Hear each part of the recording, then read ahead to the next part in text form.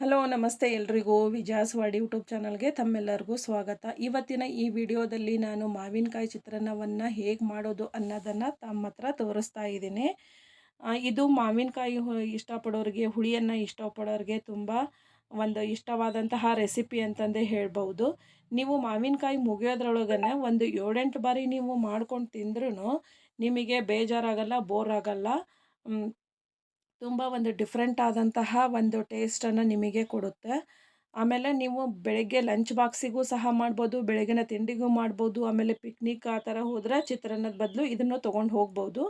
ಇದಕ್ಕೆ ನಾನು ಏನೆಲ್ಲ ತೊಗೊಂಡಿದ್ದೀನಪ್ಪ ಅಂದರೆ, ಒಂದು ಮೀಡಿಯಮ್ ಗಾತ್ರದ ಮಾವಿನಕಾಯಿಯನ್ನು ನೀಟಾಗಿ ತೊಳೆದು ತುರಿದಿದ್ದೀನಿ. ಅರ್ಧ ಬಟ್ಲು ಕೊಬ್ಬರಿಯನ್ನು ಸಹ ತೊಗೊಂಡಿದ್ದೀನಿ. ಇಲ್ಲಿ ಮಾವಿನಕಾಯಿಯನ್ನು ತುರಿದಾದ್ಮೇಲೆ ನಾನು ತೊಳೆದಿದ್ದೀನಿ, ಅದನ್ನು ತೊಳೆದು ತೊಗೊಂಡಿದ್ದೀನಿ. ಅರ್ಧ ಬಟ್ಲು ಆಗಿದೆ ಅದು. ಒಂದು ಮೀಡಿಯಮ್ ಗಾತ್ರದ ಮಾವಿನಕಾಯಿ ಅರ್ಧ ಬಟ್ಲಷ್ಟು ತುರಿ ಬಂದಿದೆ. ಅರ್ಧ ಬಟ್ಲು ಹಸಿ ತೆಂಗಿನಕಾಯಿ ತುರಿಯನ್ನು ತೊಗೊಂಡಿದ್ದೀನಿ. 6 ಎಸಳು ಕರಿಬೇವನ್ನು ತೊಗೊಂಡಿದ್ದೀನಿ. 4 ಬ್ಯಾಡಗಿ ಮೆಣಸಿನಕಾಯಿಯನ್ನು ತೊಗೊಂಡಿದ್ದೀನಿ. 2 ಟೀ ಸ್ಪೂನ್ ಕಡಲೆಬೇಳೆ ತೊಗೊಂಡಿದ್ದೀನಿ. ಅರ್ಧ ಬಟ್ಲು ಶೇಂಗಾ ಬೀಜ, 2 ಟೀ ಸ್ಪೂನು ಉದ್ದಿನಬೇಳೆ, ಅರ್ಧ ಟೀ ಸ್ಪೂನ್ ಮೆಂತೆ, ಅರ್ಧ ಟೀ ಸ್ಪೂನ್ ಸಾಸಿವೆ. ಈಗ ಸಾಸಿವೆ ಮತ್ತು ಮೆಂತ್ಯವನ್ನು ಫಸ್ಟ್ ನಾವು ಬಾಣಲೆ ಇಟ್ಟು ಬಿಸಿ ಮಾಡಬೇಕಾಗುತ್ತೆ. ಫಸ್ಟು ನಾನು ಬಾಣಲೆ ಕಾದ ನಂತರ ಸಾಸಿವೆಯನ್ನು ಹುರಿತೀನಿ. ಯಾಕಪ್ಪ ಅಂದರೆ ಸಾಸಿವೆ ಮತ್ತು ಮೆಂತ್ಯ ಕಹಿ ವಾಸನೆ ಇರೋದ್ರಿಂದ ಅವನ್ನು ನಾವು ನೀಟಾಗಿ ಹುರ್ಕೋಬೇಕಾಗುತ್ತೆ. ಫಸ್ಟು ನಾನಿಲ್ಲಿ ಸಾಸಿವೆಯನ್ನು ಹುರಿತಾ ಇದ್ದೀನಿ. ಇದನ್ನು ನಾವು ಡೈರೆಕ್ಟು ಪುಡಿ ಮಾಡಿ ಹಾಕಿದರೆ ನಮಗೆ ತಿಂಡಿ ಕಹಿಯಾಗಿ ಬರುತ್ತದು. ಆದ್ದರಿಂದ ಇದು ಚಟಪಟ ಅಂತ ಹುರಿಬೇಕು. ಹುರಿದ್ರೆ ಅದರದ್ದು ಕಹಿ ವಾಸನೆ ಹೋಗುತ್ತೆ. ಲೋ ಫ್ಲೇಮಲ್ಲೇ ನೀವು ಹುರ್ಕೋಬೇಕು. ಜಾಸ್ತಿ ಉರಿ ಇಟ್ರಪ್ಪ ಅಂದರೆ ಬೇಗ ಹೊತ್ತು ಬಿಡುತ್ತೆ, ಅದು ಸೀದೋಗಿಬಿಡುತ್ತೆ. ಆದ್ದರಿಂದ ಲೋ ಫ್ಲೇಮಲ್ಲೇ ಅದು ಚಟಪಟ ಅಂತ ಸಿಡಿಯೋ ತನಕ ಹುರ್ಕೊಳ್ಳಿ. ಇದು ಹುರಿದಾದ ನಂತರ ನಾನು ಮೆಂತೆಯನ್ನು ಹುರಿತಾ ಇದ್ದೀನಿ. ಈಗ ಸಿಡಿತಾ ಐತಿ, ಇದು ಹುರಿದಿದೆ. ಈಗ ಇದನ್ನು ತೆಗಿತೀನಿ. ತೆಗೆದು ಮೆಂತೆಯನ್ನು ನಾನು ಹಾಕ್ತೀನಿ. ಮೆಂತ್ಯ ಅಷ್ಟು ಅದು ನಾವು ಹುರಿಬೇಕಾದ್ರೆ ಅದು ಚಟಪಟ ಅಂತಂದರೆ ಸಿಡಿಯುತ್ತೆ. ಆಮೇಲೆ ಮೆಂತ್ಯ ಹುರಿಬೇಕಾದ್ರೆ ಮನೆಯೆಲ್ಲ ಘಮ ಘಮ ಪರಿಮಳ ಬರುತ್ತೆ. ಇದನ್ನು ಹುರಿದ್ವಪ್ಪ ಅಂದ್ರೆ ಅದರದ್ದು ಕಹಿ ವಾಸನೆ, ಕಹಿ ಅದೆಲ್ಲ ಸಂಪೂರ್ಣ ಹೋಗಿಬಿಡುತ್ತೆ. ಈಗ ಹುರಿದಿದ್ದಾತು. ಇದನ್ನು ಕುಟ್ಟಣಿಗೆ ಹಾಕಿ ನಾನೀಗ ಸಣ್ಣಗೆ ಕುಟ್ತಾ ಇದ್ದೀನಿ. ನಿಮಗೆ ಬೇಕಂದರೆ ಇದನ್ನು ತೆರೆಯಾಗಿ ಕುಟ್ಬೋದು, ಸಣ್ಣಗಾದರೂ ಕುಟ್ಬೋದು. ನಾನಿಲ್ಲೇ ಸಣ್ಣಗೆ ಕುಟ್ತಾ ಇದ್ದೀನಿ. ಒಂದು 3-4-5 ನಿಮಿಷ ಬೇಕಾಗುತ್ತೆ ನಿಮಗೆ ಈ ಥರ ಜಜ್ಕೋಬೇಕಾದ್ರೆ. ಮಿನಿಮಮ್ 3-4 ನಿಮಿಷ ಅಂತೂ ಬೇಕು. ನೋಡಿರಿ, ನಾನು ಇದನ್ನು ಈ ರೀತಿ ಫೈನಲ್ಲಿಗೆ ಇಷ್ಟು ಸಣ್ಣಗೆ ನಾನು ಕುಟ್ಟಿದೆ. ಸಾಕಿದು ಇಷ್ಟ ಆದರೆ ಪುಡಿ ಆಯಿತು. ಈಗ ಇದನ್ನು ಪಕ್ಕಕ್ಕಿಟ್ಟು ನಾನು ಒಗ್ಗರಣೆಯನ್ನು ಮಾಡ್ತಾ ಇದ್ದೀನಿ. ಸ್ಟವ್ ಹಚ್ಚಿ ಬಾಣಲೆಯನ್ನು ಇಟ್ಟಿದ್ದೀನಿ. ಈಗ ಇದಕ್ಕೆ ನಾನು ಗಾಣದ ಎಣ್ಣೆಯನ್ನು ಹಾಕ್ತಾ ಇದ್ದೀನಿ.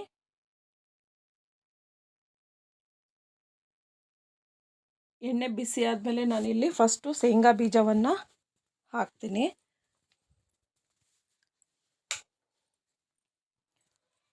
ನಾವು ಫಸ್ಟು ಶೇಂಗಾ ಕಾಳು ಯಾಕೆ ಹಾಕ್ತೀವಪ್ಪ ಅಂದರೆ, ಬೇರೆ ಐಟಮ್ಸನ್ನು ಹಾಕಿದ ಮೇಲೆ ನಾವು ಶೇಂಗಾ ಕಾಳು ಹಾಕಿದ್ರೆ ಕಡಲೆಬೇಳೆ ಉದ್ದಿನಬೇಳೆ ಸೀದೋಗಿಬಿಡುತ್ತೆ. ಆದ್ದರಿಂದ ಫಸ್ಟು ನಾನು ಶೇಂಗಾ ಹಾಕಿ, ಶೇಂಗಾದು ಬಾಯಿ ಬಿಡಬೇಕು, ಪಟ ಪಟ ಅಂತ ಸಿಡಿಬೇಕು, ಬಾಯಿ ಓಪನ್ ಆಗಬೇಕದು. ಆಮೇಲೆ ಬೇರೆ ಐಟಮ್ಸನ್ನು ಇದಕ್ಕೆ ನಾವು ಆ್ಯಡ್ ಮಾಡ್ತೀವಿ. ನೋಡಿರಿ, ಇವಾಗ ಇದು ಸಿಡಿತಾ ಐತೆ. ಈಗ ಮುಗೀತಿದ್ದು ಸಿಡಿದಿದ್ದು ಶೇಂಗಾ ಕಾಳು ಬಿಸಿಯಾಗಿದ್ದು. ಈಗ ಉದ್ದಿನಬೇಳೆ ಕಡಲೆಬೇಳೆಯನ್ನು ನಾನು ಹಾಕ್ತೀನಿ.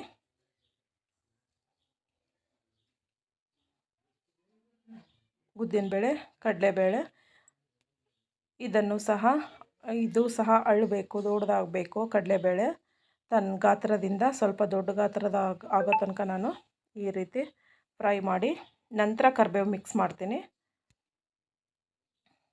ಈಗ ಎರಡು ಹುರಿತಿದ್ದು. ಈಗ ಕರಿಬೇವನ್ನು ಮಿಕ್ಸ್ ಮಾಡ್ತೀನಿ.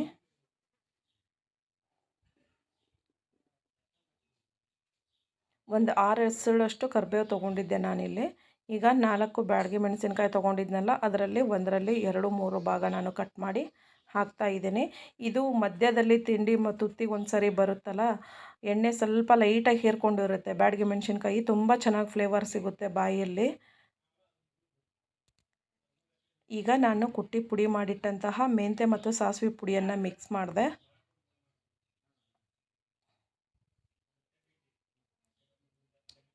ಈಗ ಮನೆಯೆಲ್ಲ ಘಮ ಘಮ ಅಂತ ಪರಿಮಳ ಬರುತ್ತಾ ಪೌಡ್ರ್ ಹಾಕಿದ ತಕ್ಷಣ ಮನೆ ತುಂಬ ಘಮ ಘಮ ಅಂತ ಪರಿಮಳ ಬರುತ್ತೆ. ಈಗ ನಾನು ಉಪ್ಪನ್ನು ಹಾಕ್ತೆ ಇದಕ್ಕೆ. ನಾನು ಸ್ವಲ್ಪ ಅನ್ನಕ್ಕೂ ಸಹ ಹಾಕ್ಕೊಂಡಿದ್ದೆ. ಈಗ ಒಗ್ಗರಣೆಗೂ ಸಹ ಸ್ವಲ್ಪ ಉಪ್ಪನ್ನು ಹಾಕ್ತಾ ಇದ್ದೀನಿ. ಈಗ ಸ್ವಲ್ಪ ಅರಿಶಿನ ಪುಡಿ. ಈಗ ಮಾವಿನಕಾಯಿ ತುರಿಯನ್ನು ಹಾಕೋಣ. ನಿಮಗೆ ಹುಳಿ ಜಾಸ್ತಿ ಬೇಕಪ್ಪ, ಜಾಸ್ತಿ ತಿನ್ನೋಕೆ ಇಷ್ಟಪಡ್ತೀವಿ ಅಂದರೆ ಮಾವಿನಕಾಯಿ ಏನು ತುರಿದಿಟ್ಟಿರ್ತೀರಲ್ಲ ಅದನ್ನು ಡೈರೆಕ್ಟ್ ಹಾಕ್ಬಹುದು.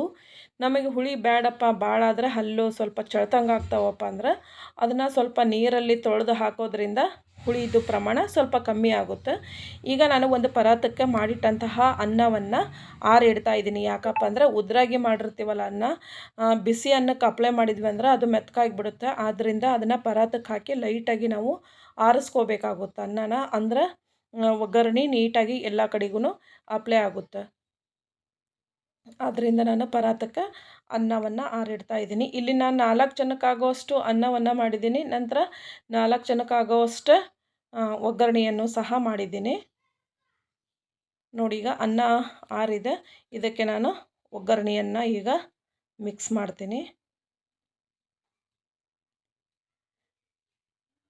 ಅನ್ನ ಆರಿದ ಮೇಲೆ ನೀಟಾಗಿ ಒಗ್ಗರಣೆ ಎಲ್ಲ ಕಡೆಗೂ ಚೆನ್ನಾಗಿ ಅಪ್ಲೈ ಆಗುತ್ತೆ. ಆದ್ದರಿಂದ ನೀವು ಅನ್ನ ಒಂದು ದೊಡ್ಡ ಪರಾತಕ್ಕಾದರೂ ಒಂದು ಬೇಸನ್ ಬುಟ್ಟಿಗಾದರೂ ನೀವು ಆರಿಡಬೇಕಾಗುತ್ತೆ. ಮೆಂತ್ಯ ಮತ್ತು ಸಾಸಿವೆ ಪರಿಮಳ ಕಲಸುವಾಗೂ ಸಹ ತುಂಬ ಘಮ ಘಮ ಅಂತಂದು ಒಂದು ಒಳ್ಳೆ ಪರಿಮಳ ಬರ್ತಾ ಇರುತ್ತೆ. ಈಗ ಹಸಿ ಕೊಬ್ಬರಿಯನ್ನು ತುರಿದಿಟ್ಟಿದ್ನಲ್ಲ ಆ ತುರಿಯನ್ನು ಹಾಕಿ ಒಗ್ಗರಣೆಯನ್ನು ಮತ್ತು ಕೊಬ್ಬರಿ ತುರಿಯನ್ನು ನೀಟಾಗಿ ಅನ್ನಕ್ಕೆ ಅಪ್ಲೈ ಮಾಡ್ತೀವಿ.